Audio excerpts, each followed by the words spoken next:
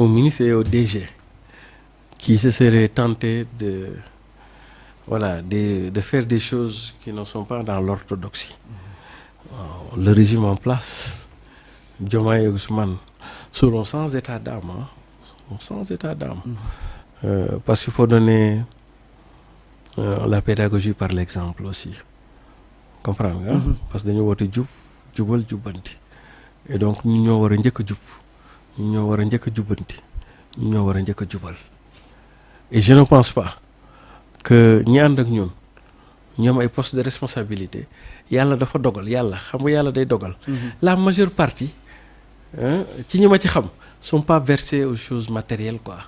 C'est-à-dire ils ne sont pas dans des logiques d'accaparement et d'enrichissement comme on en a connu avec le pouvoir de Macky Sall où les gens dañu daan tibbee loxo droite mujj gi sax ñu xeeb ko tibbee loxo gauche. mujj gi dugal seen tànk bu mujj gi sax dugal seen bopp. mbaalu ñoom neexuñ bokkal caaf ñu bokkal quoi bu ñu dugalee yëpp mujj gi sax li ñuy def mooy këf bool ba daw ak moom sa benn yoon xam nga quand tu as affaire avec ces gens là mais pour l'essentiel man ci ñi ma xam. à commencer par Diomaye d'abord.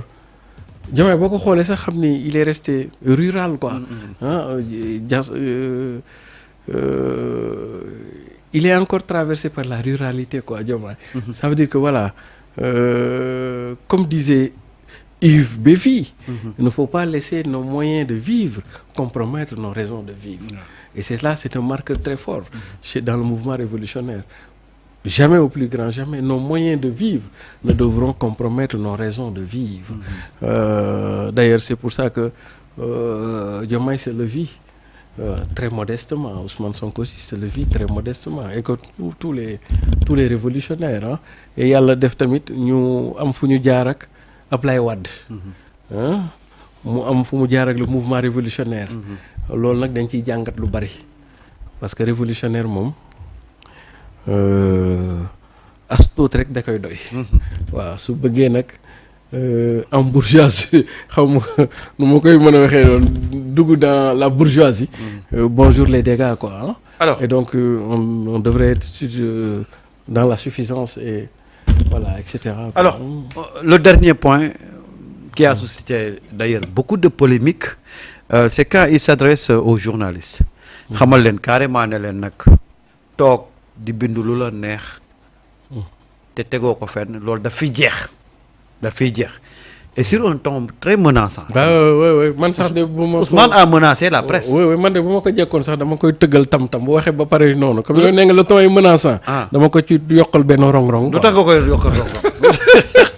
mais Siri Ousmane. Ousmane a osé quand même taxaw.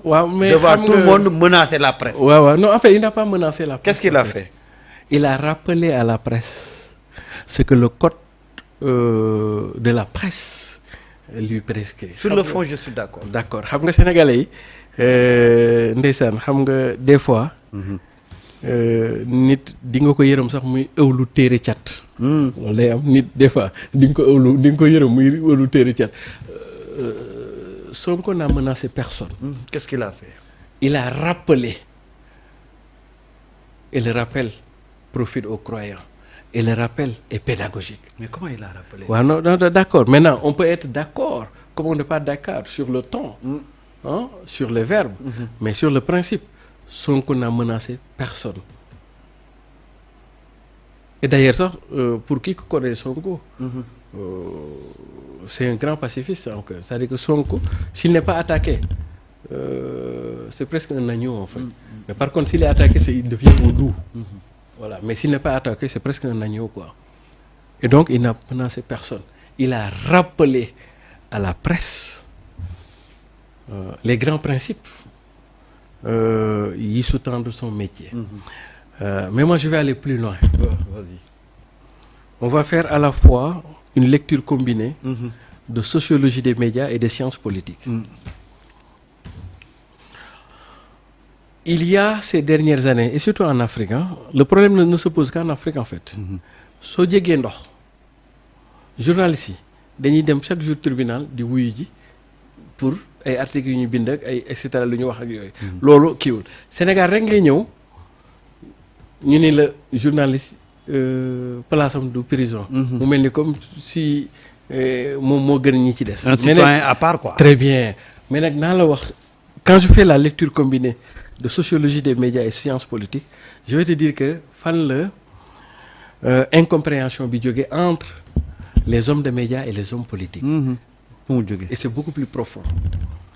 xam nga dans l'évolution de l'État nous avons 3 pouvoirs qui sont constitutionnels et constitutionnalisés, voire même institutionnalisés.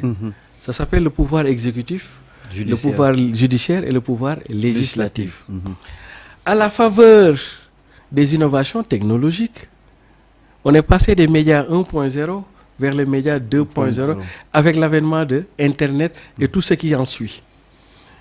À telle enseigne que, du point de vue de sa puissance, les médias étaient devenus aussi puissants que le pouvoir exécutif, le pouvoir législatif, le pouvoir judiciaire, parce que les médias pouvaient faire et défaire un président, les médias pouvaient faire, défaire et faire, à travers les enquêtes, faire sauter tout un régime, etc. Ils avaient une puissance.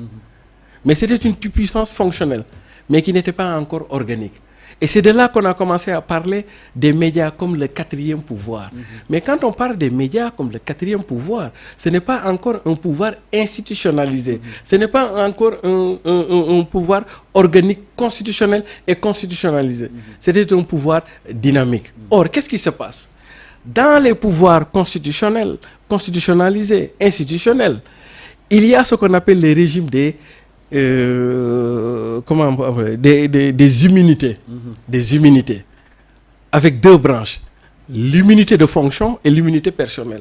Une immunité relative à la fonction que tu occupes, par exemple le chef de l'État, immunité personnelle.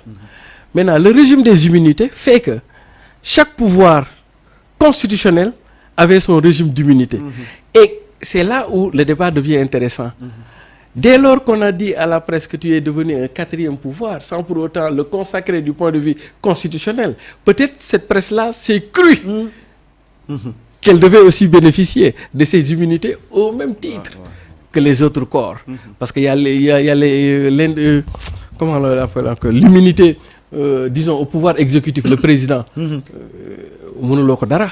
Sous de trahison chez nous. D'ailleurs, même le ministre des Affaires, il a l'immunité diplomatique, le ministre, etc.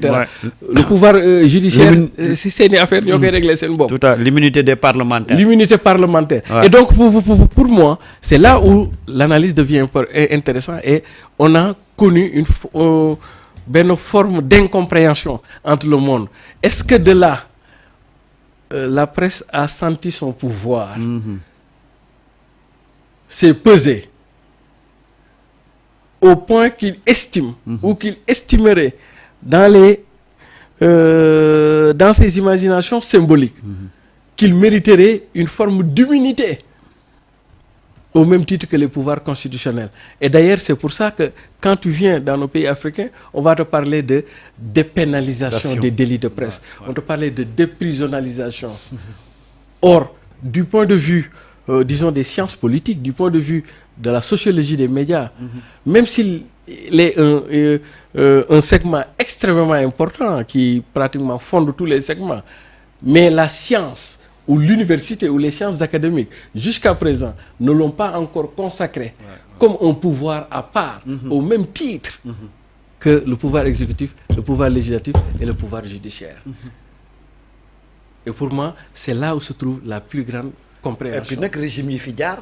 Absolument. ñoo xaw a jëmmal loolu. Très bien. Et donc pas quand tu es du côté du pouvoir. Absolument. Absolument. Dara du la ci fekk. Absolument. Et d'ailleurs, il nous faut réfléchir ensemble. Et là, il faut interroger les universitaires, la doctrine, tout le monde, pour voir est-ce que la presse